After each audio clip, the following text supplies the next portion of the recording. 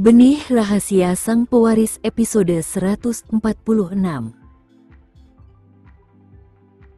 Menjadi sangat sentimental saat itu, Gilang mengusulkan, "Nindya, begitu aku mendapat uang dari Nugraha Constructions, mari kita beli rumah di tepi laut. Kita akan menikah, punya anak, dan menjalani hidup kita di sana saat pensiun, oke?" "Tentu saja.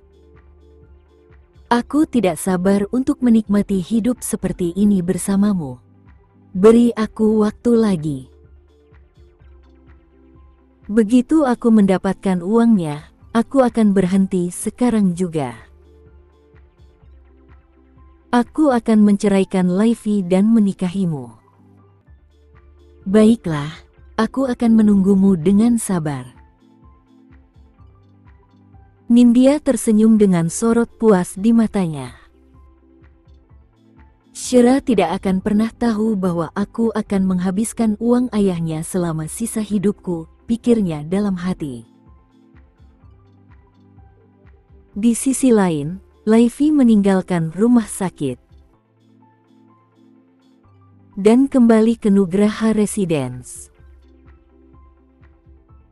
Rumah yang dulunya nyaman baginya kini kosong melompong. Yang tersisa hanyalah seorang pembantu yang masih bekerja, yang mengurus rumah tangga dan memasak makanan untuknya. "Selamat datang kembali, Nona Livi. Apakah Anda ingin makan sesuatu?" tanya Bibi Ranti. Livi duduk di sofa. Ia merindukan Rahel dan ingin membebaskannya dari tahanan polisi. Kalau tidak, dengan bukti yang dipegang Syera, Rahel pasti akan dijatuhi hukuman penjara. Ia hanya bisa dibebaskan jika Syera mengalah dan membatalkan kasus yang menjeratnya. Syera sangat teguh dalam pendiriannya, dan ia membenci ibu. Tidak mungkin ia akan membiarkan ibu bebas, pikir Livi. Pikiran itu membuatnya merasa cemas dan gelisah. Tepat saat itu, bel pintu berbunyi. Bibi Ranti bangkit dan keluar untuk membuka pintu. Ketika dia melihat seorang pria asing di luar gerbang, dia bertanya dengan rasa ingin tahu, "Siapa yang kamu cari?" Pria di luar itu berusia awal 50-an, dengan wajah keriput, bungkuk, dan rambut putih keabu-abuan. Sekilas orang bisa tahu bahwa dia berasal dari masyarakat kelas bawah. "Maaf, tapi apakah Rahel tinggal di sini? Mengapa kamu menanyakan nyonya kami?" tanya Bibi Ranti dengan nada meremehkan saat dia memandang rendah pria itu. "Ada sesuatu yang mendesak untuk saya bicarakan dengannya." Namun, Bibi Ranti tidak berani membiarkannya masuk dengan sembarangan. "Nyonya tidak ada di rumah. Hanya Nona Livi yang ada." Di ruang tamu, Laifi juga bertanya-tanya siapa yang datang tiba-tiba. Ia menunggu cukup lama, tetapi Bibi Ranti tidak mengizinkan tamu itu masuk, jadi ia tidak punya pilihan selain keluar sendiri. "Siapa itu, Bibi Ranti?" "Nona Livi, dia orang asing." "Saya tidak mengenalnya," jawab Bibi Ranti sebelum melihat ke arah pria di luar melalui gerbang. Pria di luar juga melihat ke arah Livi melalui gerbang. Tiba-tiba, matanya berbinar karena kegembiraan. "Kau putri Rahel?" Livi menatapnya sebelum melambaikan tangannya dengan jijik. "Pergi. Jangan datang mengemis di depan pintuku." Pria di luar tercengang. Sambil memegang erat pagar dengan kedua tangan, dia bertanya, "Apakah kamu benar-benar Putri Rahel? Apa hubungannya itu denganmu? Pergilah, pengemis sialan." Laifi berteriak kesal. Ekspresi pria itu berubah. "Bisakah kita bicara, Nona muda? Ada yang ingin saya tanyakan." "Aku tidak punya waktu untuk bicara denganmu," kata Laifi sebelum menarik bibir Ranti. "Abaikan saja dia." Pria itu memperhatikan saat Livi pergi.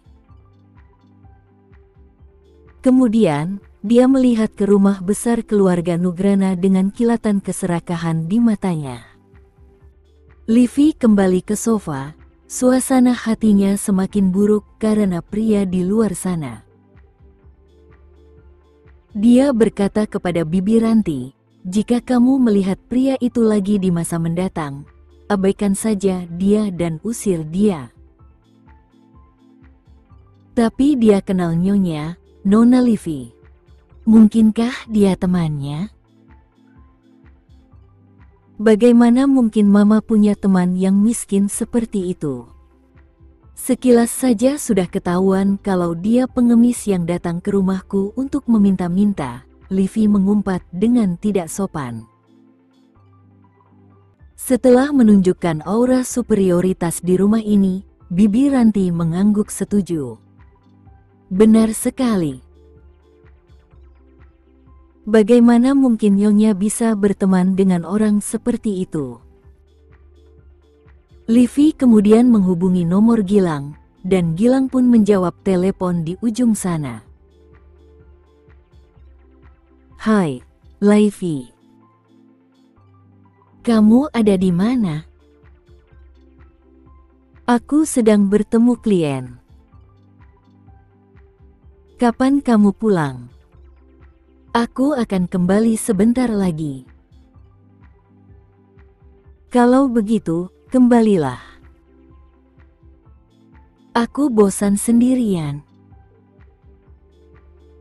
Laifi sangat ingin Gilang kembali ke rumah ini. Namun, tanpa sepengetahuannya, Gilang tengah duduk di kafe dengan Nindya di pelukannya saat itu. Ia tidak hanya memperhatikan dengan genit saat Gilang menjawab telepon, tetapi ia bahkan sengaja meringkuk di dekatnya. Setelah menutup telepon, Gilang menatap Nindya. "Aku harus kembali untuk menemaninya malam ini." Karena enggan berpisah dengannya, Nindya memeluknya. "Aku tidak ingin kau pergi. Aku ingin kamu tidur denganku malam ini. Bersikaplah baik dan bersabarlah sedikit lebih lama. Setelah aku mendapatkan uang dari Nugraha Constructions, aku akan menceraikannya saat itu juga," kata Gilang sambil menghiburnya. Baru pada saat itulah Nindya mengerucutkan bibirnya. "Oke." Syira tidak pergi ke kantornya hari ini. Sebagai gantinya, ia pergi ke Wiharja Residence pada sore hari untuk mengajak Leon bersantai. Mereka berjalan-jalan di taman, dengan beberapa pengawal yang mengawal mereka dari belakang untuk memastikan keselamatan mereka. Leon tampaknya tahu sesuatu, dan secercah kesedihan tampak di matanya yang besar. "Mama, kapan kakek akan bangun?" "Kakekmu sakit, jadi dia butuh waktu untuk bangun. Kita tunggu dia sedikit lebih lama, ya." Leon mengerjapkan matanya. Sebagai anak yang bijaksana, dia berperilaku sangat baik di Wiharja Residence. Kenzo sering mengajak anak itu bersamanya ke Wiharja Group atau nongkrong di pusat perbelanjaan. Leon, aku akan sibuk beberapa hari ini. Tidak apa-apa, Mama. Lanjutkan saja urusanmu. Aku akan baik-baik saja, jawab Leon dengan bijaksana. Ia dirawat dengan baik di Wiharja Residence, tempat Helena memperlakukannya seperti cicitnya sendiri. Leon berkata dengan misterius, "Mama, aku melihat album foto Tuan Wiharja terakhir kali. Kurasa. Apakah kamu sangat mirip dengannya?" "Ya, benar. Aku kembarannya. Saat aku melihat foto-fotonya saat masih kecil, aku merasa seperti sedang melihat diriku sendiri." Shira menghela napas dalam-dalam. Entahlah, mungkin ini kebetulan, pikirnya. Setelah mereka selesai berjalan-jalan di taman, para pengawal membawa Leon kembali ke Wiharja Residence, sedangkan Shira kembali ke rumah sakit. Begitu dia tiba di lantai bawah, ponselnya berdering. "Halo," katanya. "Nona Nugraha, kami menemukan bahwa Gilang telah membeli sebuah apartemen kecil dengan uang hasil korupsi itu," lapor seseorang dari Departemen Keuangan. "Baiklah. Catat dan teruslah mempelajarinya," perintah Shira. Begitu melangkah masuk ke lobi, dia melihat Kenzo datang bersama beberapa dokter. Dia menoleh untuk melihat pria itu, yang bersikap anggun seperti seorang pemimpin. Seperti wanita lain di lobi, dia berdiri di samping dan mulai mengaguminya. Menatap Shira dengan tatapan mata yang dalam dan tak terduga, Kenzo membisikkan sesuatu kepada seorang tetua di sebelahnya sebelum menghampirinya. Shira mengamatinya dengan kepala sedikit dimiringkan ke satu sisi. Kenzo menyipitkan matanya dan bertanya, "Apa yang kamu lihat?" "Menurutku kamu memang tampan sekali," puji Shira. Kenzo merasa senang mendengar kata-katanya. Namun, ia bertanya dengan nada agak masam, "Baru sekarang kamu menyadarinya?" Shira tak kuasa menahan tawa. "Aku belum pernah bertemu dokter itu sebelumnya." "Apakah dia baru saja direkrut?" "Mereka adalah spesialis jantung dan neurologi yang direkrut khusus dari rumah sakit lain dengan harapan dapat memperbaiki kondisi ayahmu." Firdaus, yang berdiri di samping mereka, memanfaatkan kesempatan itu dan berkata, "Nona Nugraha, Presiden Wiharja telah bersusah payah untuk merekrut spesialis ini. Dia secara pribadi mendatangi mereka dan dengan sungguh-sungguh memohon agar mereka datang. Betapa miripnya aku dengan dia." Kenzo menoleh dan menatap Firdaus dengan tajam, memberi isyarat agar dia diam. Shira tampak tercengang. Dalam hati, dia sangat terharu. Kenzo telah melakukan banyak hal di balik layar untuk kondisi ayahku, pikirnya. "Terima kasih banyak," katanya. Kemudian, mengabaikan kerumunan yang datang dan pergi di sekitar mereka, Shira melingkarkan lengannya di leher Kenzo dan berjinjit untuk mencium pipinya. Kenzo melingkarkan lengan berototnya di pinggangnya untuk memudahkannya menciumnya. Firdaus berbalik ke belakang mereka sambil menahan tawa. Presiden Wiharja harus berterima kasih kepadaku untuk ini. Apakah Nona Nugraha akan begitu tersentuh jika aku tidak berbicara tanpa alasan? Setelah mencium Kenzo, Shira memegang tangannya dan berkata, "Kalau begitu, ayo naik ke atas dan lihat-lihat." Kenzo mengangguk sebelum menuju lift sambil menggandengnya. Firdaus tidak ikut dengan mereka. Kenzo punya pekerjaan lain yang harus dilakukannya. Mungkin karena ia terlalu muak dengan Gilang, ia memerintahkan Firdaus untuk mengawasi setiap gerakan Gilang mulai sekarang.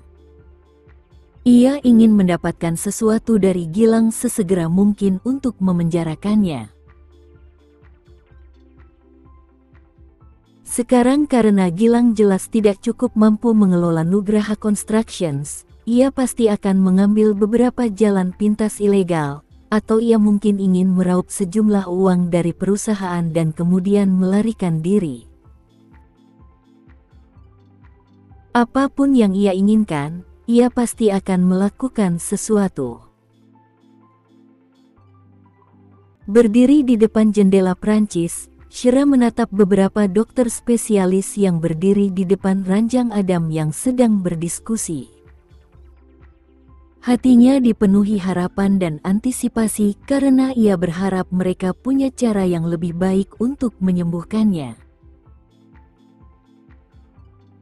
Tepat pada saat itu, Kenzo datang menghampirinya dari belakang sambil membawa 2 cangkir kopi di tangannya. Shira, yang mengambil secangkir kopi darinya, menoleh untuk menatapnya, hanya melihat raut wajah lelah di wajahnya yang tampan. Tidak hanya itu, ada lingkaran hitam di bawah matanya, yang membuatnya merasa kasihan padanya. "Kamu tidak tidur nyenyak tadi malam? Apakah aku mengganggumu saat kita tidur?" Tanyanya dengan nada mencela diri sendiri. Mata pria yang indah itu memerah, membuatnya semakin merasa kasihan padanya. Kenzo melengkungkan bibirnya membentuk senyum sebelum dengan anggun menyesap kopinya. "Tidak. Kamu tidur seperti kayu gelondongan.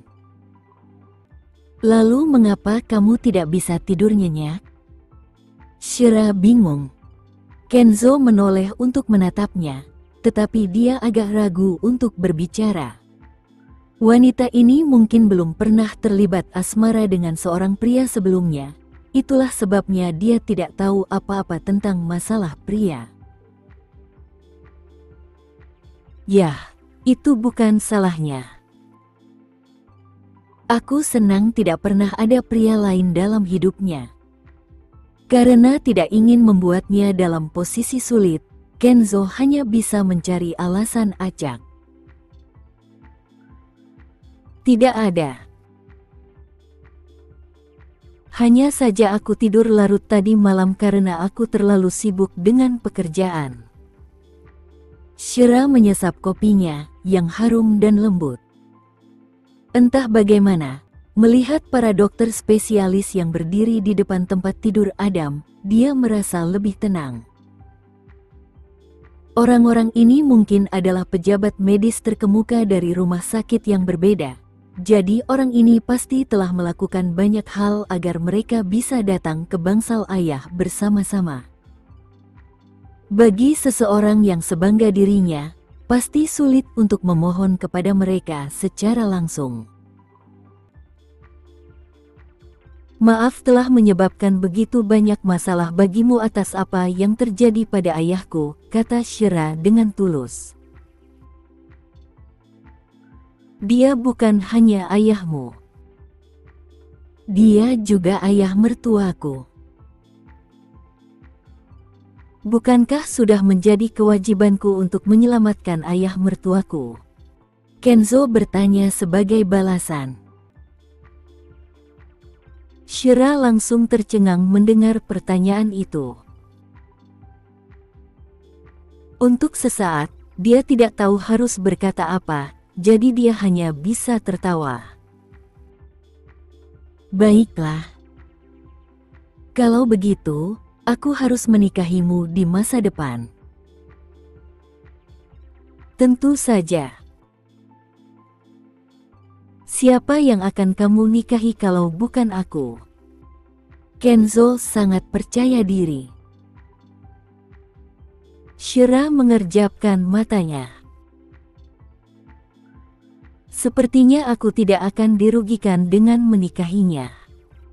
Jadi, akulah yang mendapatkan keuntungan besar dengan memanfaatkannya, kan? Sementara itu, Livy tidak sempat menemui Gilang di Nugraha Residence malam itu. Gilang mengatakan bahwa dia harus mengunjungi klien untuk urusan bisnis, jadi Livy tidur sendirian sepanjang malam. Namun tanpa sepengetahuannya, alih-alih pergi kemanapun, Gilang menghabiskan malamnya untuk mencari hiburan dalam diri Nindya.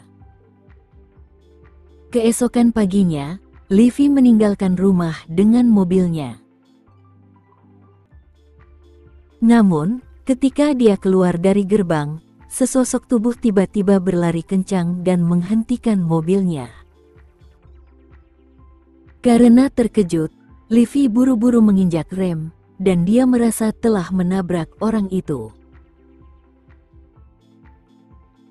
Karena ketakutan, Livy segera membuka pintu mobil dan keluar untuk melihat, tetapi yang terlihat hanyalah pria yang berkeliaran di luar rumahnya tadi malam. Dia tergeletak di tanah, tetapi jelas dia tidak terluka. Kau lagi. Apa yang kau inginkan? Pergilah. Livy mengumpat dengan jengkel. Tepat saat itu, lelaki itu berdiri dan tiba-tiba menghampirinya. Setelah pria itu mengamati wajahnya dengan mata tajam, akhirnya ia melihat tahi lalat di pipinya, yang membuatnya tertawa bahagia seperti orang bodoh. Apa yang kau lihat? Brengsek. Kalau kau menghalangi jalanku lagi, aku akan menabrakmu. Gerutu Livy sambil mendengus.